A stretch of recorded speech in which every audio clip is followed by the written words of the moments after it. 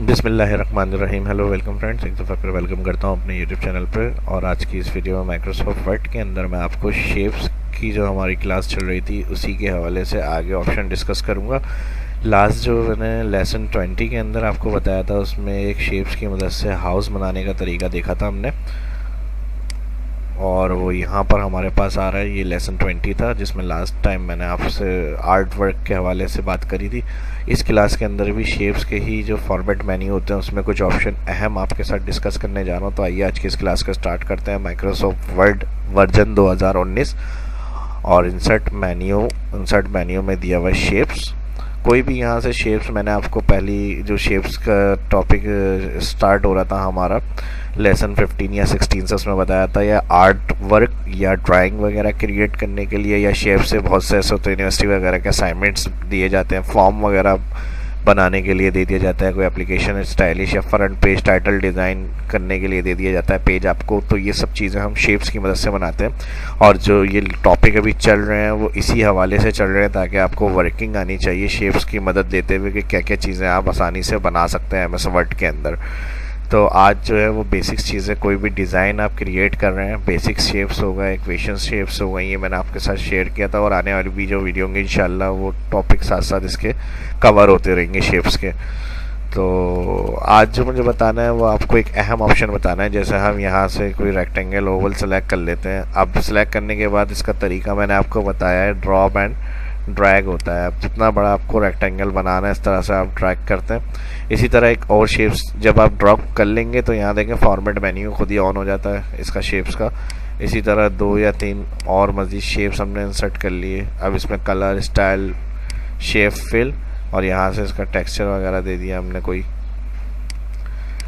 इस तरह से। इसको कलर देना है, ग्रेडियंट कलर दे सकते हैं शेप में कोई।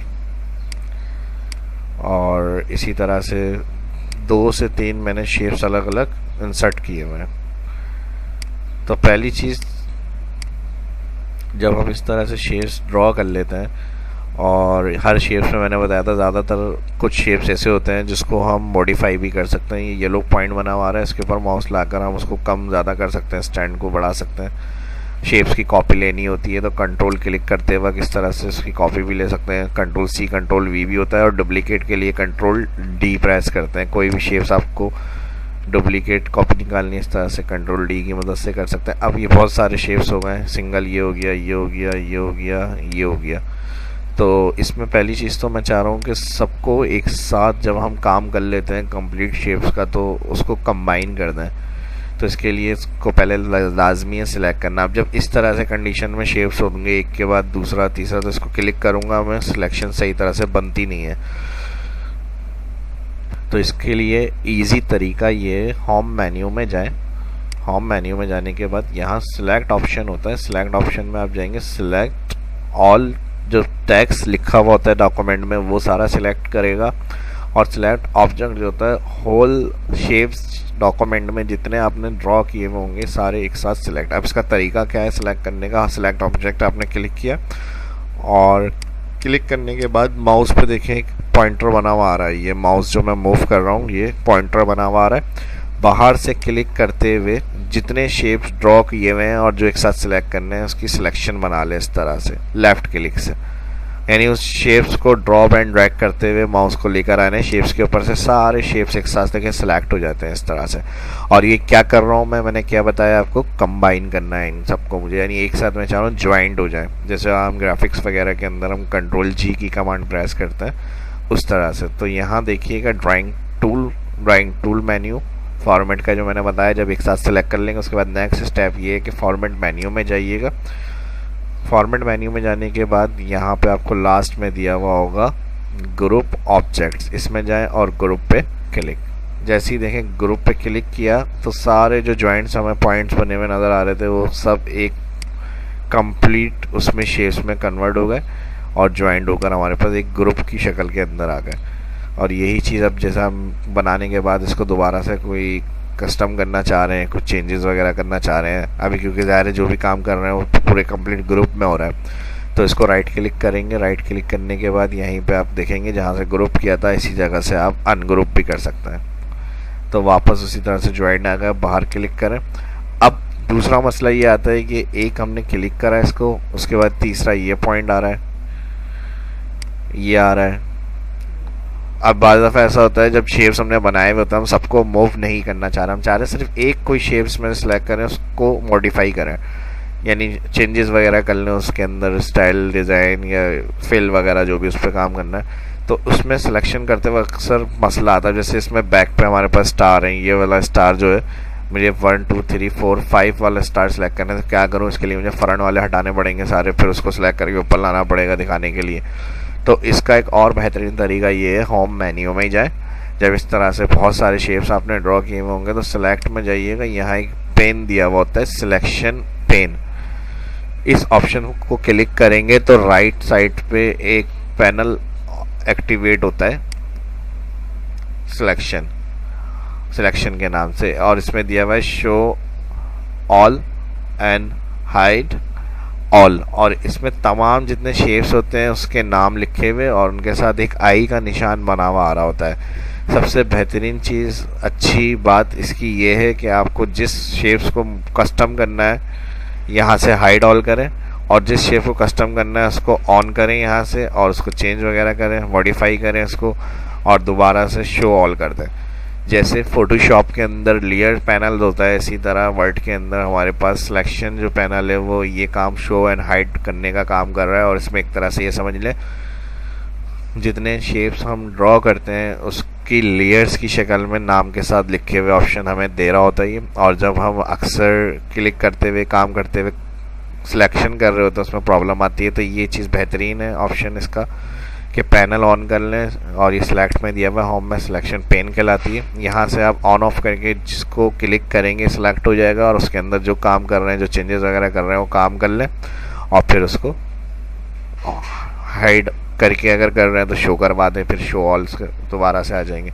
तो ये सब बताने का मकसद ये है कि जो भी शेप्स के हवाले से आपको वर्किंग करनी है, बाज़ दफ़ा ऐसा होता है कि मैं प्रोजेक्ट पे काम करते वक्त या आपको बताते वक्त सिलेक्शन तो मुझे टेक्निक पता है, तो मैं इजी तरीके से जो है उसको सिलेक्शन में बना लेता हूँ, ले लेता हूँ, लेकिन उस वक्त काम करते वक्त शायद मैं क्लियर तरीके से नहीं बता पाता। तो इसलिए ये वीडियो बनाने का मकसद ये था, जो बेसिक छोटी छोटी सी चीज़ें होती हैं जिसको शायद मैं नॉर्मल असाइनमेंट बनाते वक्त ध्यान नहीं दे पाता, वो चीज़ें आपकी क्लियर कर दूँ, ताकि जो भी आप प्रैक्टिस करें या काम करते वक्त आपको इन चीज़ों में प्रॉब्लम पेश ना आए।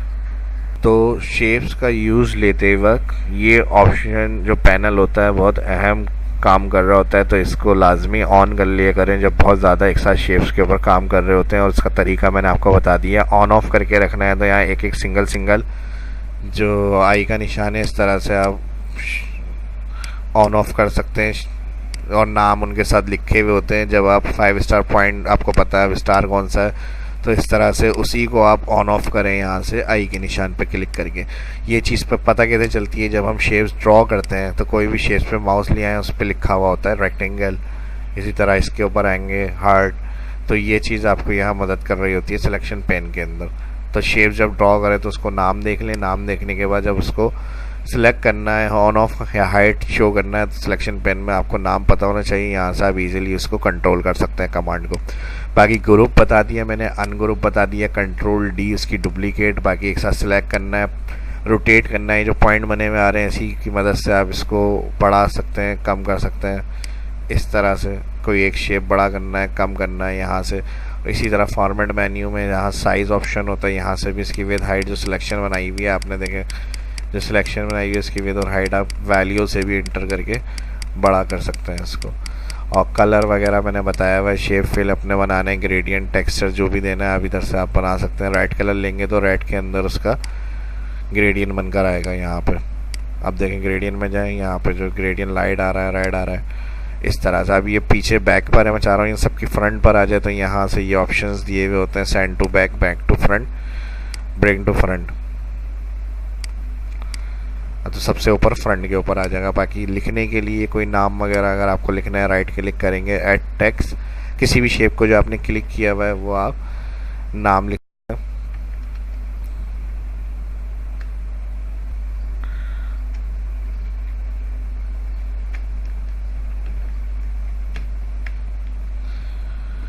कंट्रोल ए टेक्स्ट के ऊपर काम करने के लिए जो भी शेप्स में आप टेक्स्ट लिख रहे हैं होम मेन्यू में जाएं। होम मेन्यू में जाने के बाद इंक्रीज फॉन्ट के बाद उसका स्टाइल चेंज करना है। स्टाइल चेंज कर लें। राइटिंग यहाँ से सारे स्टाइल दिए हुए हैं, रोटेट करना है इस तरह से। कोई डिज़ाइन वगैरह बनाते वक्त या कोई कार्ड वगैरह बना रहे हैं, अगर कोई बर्थडे वगैरह का इस तरह से, या कोई वेडिंग वगैरह का कार्ड डिज़ाइन कर रहे हैं, तो उसके कंप्लीट ऑप्शन जो बॉर्डर वगैरह होते हैं, पेज वाटर मार्क हो गया, कलर हो गया, वो भी सारे ऑप्शन जो होंगे आगे इंशाल्लाह आपको मैं समझाऊंगा, या फिर बनाऊंगा तो उसके अंदर मैं आपको साथ साथ उसके कवर करता रहूँगा ऑप्शन।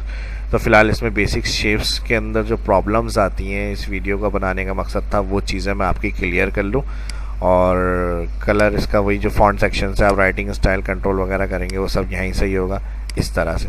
इसी की कॉपी लेनी है, इसको थोड़ा सा छोटा करें, कंट्रोल के साथ इसी की कॉपी लेना, इस तरह से भी बना कर रख सकते हैं आप। तो एक डिज़ाइन है, जिस तरह का आइडिया हो उस हिसाब से आप उसको यूज़ में ले सकते हैं। अलग दिखाना है अलग दिखा दें। फॉर्मेट में जाएँ, फॉर्मेट में जाने के बाद शेप आउटलाइन इसकी 9 कर दें, और जो फर्स्ट शेप है उसकी भी शेप आउटलाइन 9 कर दें इस तरह से। तो एक अच्छा से अच्छा क्रिएट करके आप डिज़ाइन अपने हिसाब से दे सकते हैं। तो इस तरह से कोई बैकग्राउंड इनका बनाना है अलग से, इंसर्ट में जाए, इंसर्ट में जाने के बाद शेप्स ड्रॉ कर ले। शेप्स ड्रॉ करने के बाद चारों बैकग्राउंड बना हुआ आ जाए इसमें, पीछे पूरा सिलेक्ट करें इसको और सेंड टू बैक कर दें। सबसे लास्ट में यानी चला जाए तो यहाँ इसका जो फॉर्मेट मेन्यू आ रहा है इसमें आए और यहाँ से सेंड टू बैक कर दें। और इसका बैकग्राउंड का कलर भी चेंज करना है तो यहाँ से ये कोई कलर देना है ये दे दें अपने हिसाब से। बाकी शेप्स नहीं चाहिए तो यहाँ से इसे सिलेक्ट करें। उसका तरीका मैंने आपको बताया है, या तो होम में जाएं, होम में जाने के बाद सिलेक्शन पेन में जाने के बाद शिफ्ट के साथ या तो क्लिक करें, कंट्रोल के साथ, सॉरी देखें एक के साथ एक सिलेक्ट हो रहा है कंट्रोल के साथ, क्योंकि ये जो स्टार्ट में मैंने समझा रहा था वो मैंने समझा दिया, सिलेक्ट करके मैंने डिलीट दबा दिया। अब ये मेन जो हमारे हार्ट है ये कौन सा है, इस तरह से ये ऊपर वाली लेयर्स हैं हमारी। तो यहाँ से लेके कंट्रोल के साथ नीचे जो है ये सिलेक्ट करें और डिलीट इसको भी दबा दें। बाकी रेक्टेंगल जो था वो भी डिलीट हो गया, कोई बात नहीं है। रेक्टेंगल हम दोबारा से ड्रॉ कर लेते हैं। यहाँ पर एक बड़ा सा रेक्टेंगल बनाए पेज के बराबर, और सेंड टू बैक मैंने कहा था, यहाँ से मेन्यू से जाकर सेंड टू बैक कर दें इस तरह से। और कलर वगैरह का मैंने कहा है कस्टमाइज़ करना है, कस्टमाइज़ अपने हिसाब से कर सकते हैं। पेन को ऑन रखना है तो ऑन रख लें, नहीं तो हटाना है तो उसको क्लियर करने के लिए क्रॉस बना हुआ होता है, यहाँ से उसको क्लियर कर सकते हैं आप इजी ऐसे। और फिर फॉर्मेट मेन्यू में जाएं, फॉर्मेट मेन्यू में जाने के बाद यहाँ से शेप फिल, कलर जो भी आपको चूज़ करना है उस हिसाब से रख सकते हैं। बैकग्राउंड कलर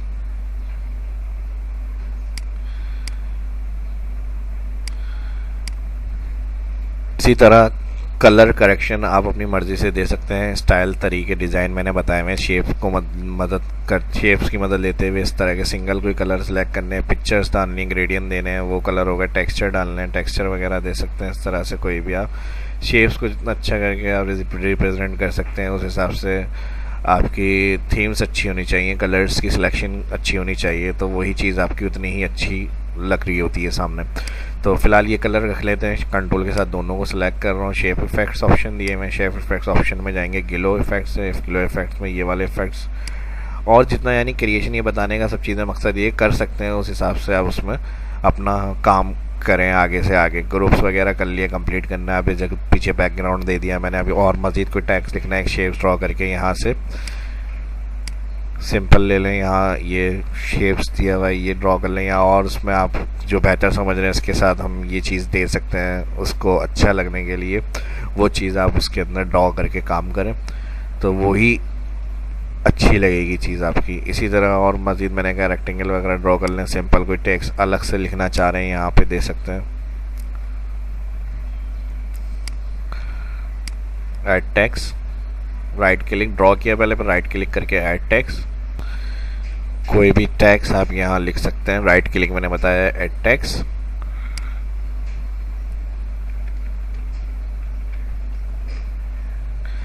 और स्टाइल लेना है इसको होम। एक आइडिया मैं दे रहा हूँ कि कोई बर्थडे कार्ड वगैरह हो गया, वैसे कोई कार्ड आपको डिज़ाइन करना है तो उस हिसाब से आप यहाँ पर वो टैग्स वगैरह भी दे सकते हैं वेडिंग वगैरह के हवाले से इस तरह से। और यहाँ से यही टैग्स मैं सिलेक्ट कर रहा हूँ। और बाकी एक छोटा सा अगर थीम्स में बैकग्राउंड में आपको स्टार टाइप का कुछ दिखाना है तो वो भी दे सकते हैं। इंसर्ट्स में जाए, इंसर्ट्स में जाने के बाद मैंने बताया था यहाँ पर स्टार ऑप्शंस था, शेप्स क्लिक किया था, कोई भी यहाँ से आप डिज़ाइन सेलेक्ट कर लें, उसमें से ये आ रहा है, जैसे इसको सिलेक्ट करें ड्रॉ, और थोड़ा सा छोटा इसको किया मैंने, शेप आउटलाइन 9 कर दें, और कलर जो है यहाँ वाइट, और इसी की कंट्रोल क्लिक के साथ कॉपी ले लें। एक बैकग्राउंड थीम यानी बनानी है, उस हिसाब से छोटे छोटे स्टार जो होंगे वो भी दे सकते हैं, एक आइडिया। कलर यही रखना है, ये रख लें, और चेंज करना है अपनी मर्ज़ी से तो चेंज भी कर सकते हैं। कंट्रोल क्लिक या कंट्रोल सी कंट्रोल वी मैंने बताया कॉपी के लिए होता है, या फिर कंट्रोल डी करेंगे तो भी डुप्लीकेट आ जाती है। उसकी तीनों तरीके हैं, ताकि बाज़ दफ़ा कोई एक आध फंक्शन जब बहुत ज़्यादा शेप्स पर काम कर रहे होते हैं तो वो काम नहीं कर रहा होता, तो उस चीज़ को इस तरह से फिर आप उसके अल्टरनेट करके फिर आप उससे काम ले सकते हैं, ताकि जो काम कर रहे हैं उसमें कोई प्रॉब्लम नहीं है। बाकी ये कलर आ रहा है, इसको अगर नन करना है तो नन कर दें इस तरह से, और अगर शो करना है तो कलर्स का आप इस तरह से भी दे सकते हैं। कलर के लिए वही फॉर्मेट मेन्यू, शेप फिल में जाकर यहाँ से टेक्सचर या ग्रेडियंट कोई दे देते हैं, ये कर लेते हैं। और कलर जो होगा इसका ब्लैक कर दिया, यहाँ से मैंने थोड़ा सा इसको डाउन साइड पे शिफ्ट कर दिया, और इनको सिलेक्ट करा। इनको सिलेक्ट करने के बाद ब्रिंग टू फ्रंट कर देते हैं इस तरह से, ताकि ये चीज़ भी हमारी क्लियर नज़र आ जाए। और कलर अपने हिसाब से भी आप रख सकते हैं, कलर के आइडिया मैंने आपको दे दिए। शेप फिल में जाए, टेक्सचर में जाए, ये देना ये दे दें इस तरह से। और कलर फिर आप थीम कलर जब डार्क रखेंगे तो उसको लाइट कर देंगे। तो इस वीडियो में इतना ही, और इसकी प्रैक्टिस करें, देखें इसको। सिलेक्शन पेन, ग्रुप, अनग्रुप, ये आज की इस वीडियो में मैंने बताया था। और मैंने आपसे कहा है कि ये वीडियो बनाने का मकसद ये था कि इसके अंदर जो बेसिक्स छोटी छोटी चीज़ें होती हैं वो सब क्लियर कर दूँ शेप्स के हवाले से।